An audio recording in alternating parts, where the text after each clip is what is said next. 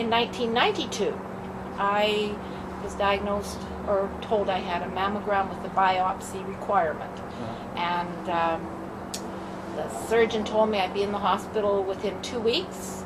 I waited my 2 weeks, and the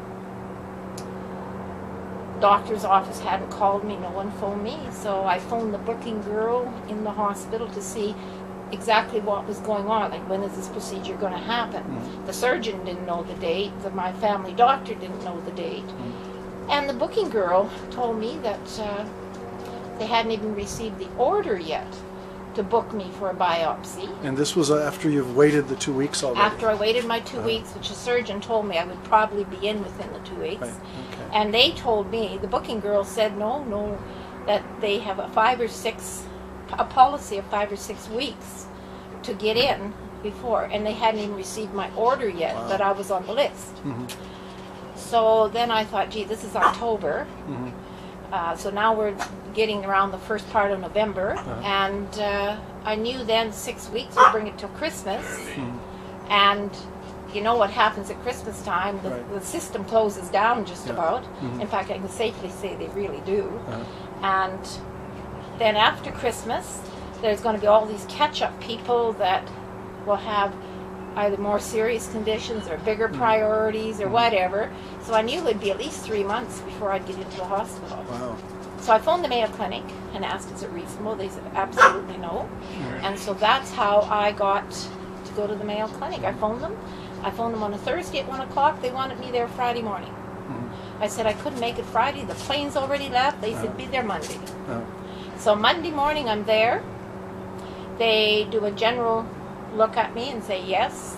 They do a mammogram and a few other tests, whatever they needed, and they did the biopsy Tuesday morning. But what was interesting, they did the lumpectomy, not just a biopsy, but they did the total lumpectomy. Okay. They told me on the table that I had the cancer. Right. They went back in and took some more, told me it was clear. And I said, oh, but tell my husband. They'd already told them. The efficiency of the system is it's just amazing. Right. So by Friday, I was heading back to Saskatoon, 1,100 and some miles. Wow. And I had my lymph nodes out. I knew exactly where I stood. And goodness knows when I would have gotten in Saskatoon. And then I actually went back for many follow-ups too down there. Oh, okay. Because I didn't find them that expensive. Everyone says how outrageously expensive. I didn't find that. What was the total cost of the surgery? Okay, I can almost tell you identically. I was in the hospital for one night. $360 for the hospital room. The operating room was $475 one time, $350 another time. Altogether, we came home with everything, like all the different tests, and they had to give you like a mini physical before they could put you up for the lymph nodes and everything. I think it was like $12,000. Okay, and that was the biopsy, the diagnosis, the treatment, the 2 surgeries, and that was everything. No radiation. No, I did the radiation back in Canada. Okay. Okay. So and I went there, and I went back to my family doctor and said I counseled the surgeon, and he said, you can't do that. I said, well, I have.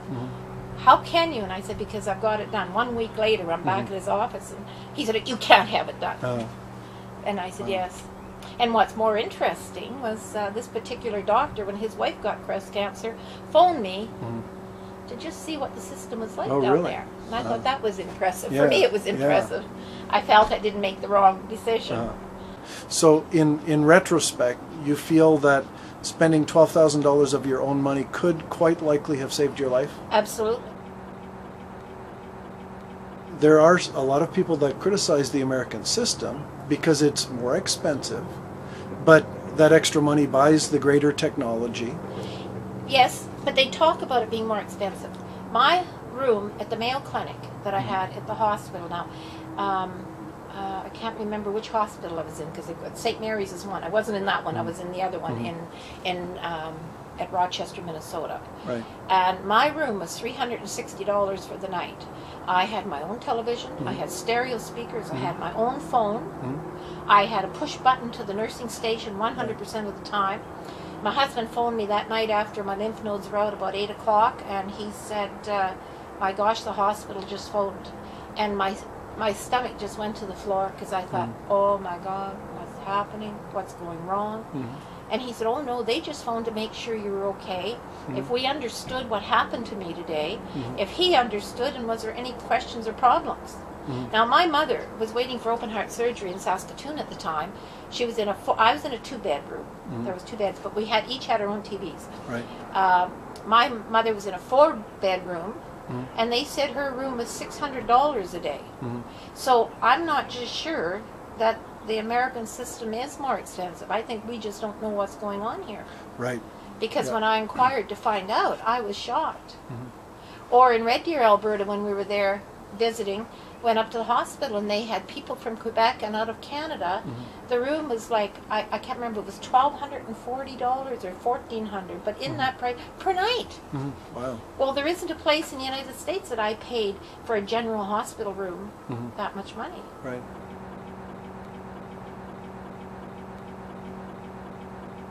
In any way that he feels the situation isn't just balanced correctly, then that'll weigh against me. Right. So I have to keep them in my corner because they are absolutely essential.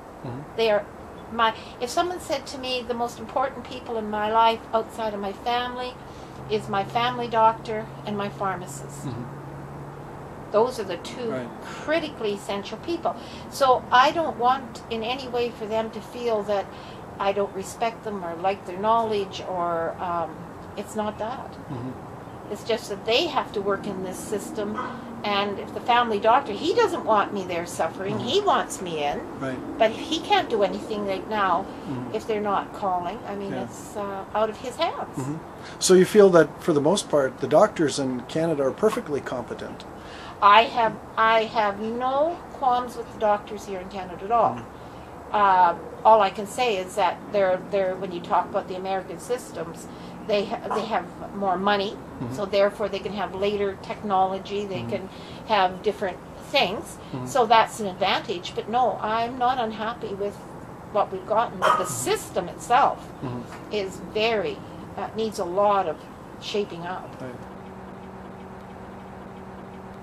So the Canadian healthcare system works pretty well if you don't really need it for anything big and important. Yeah, critical. Really critical health care. Right. Yeah. Yes. I see nothing wrong with it at all. Right. Okay. I mean, I can go to 4 different places right now and probably get health care within an hour for almost anything. But if they have to refer me where it becomes a chronic, critical, it's very difficult. That's where the money is, and that's where the waiting lists are. Yeah. And that's why so many people don't realize what the health care is. Right.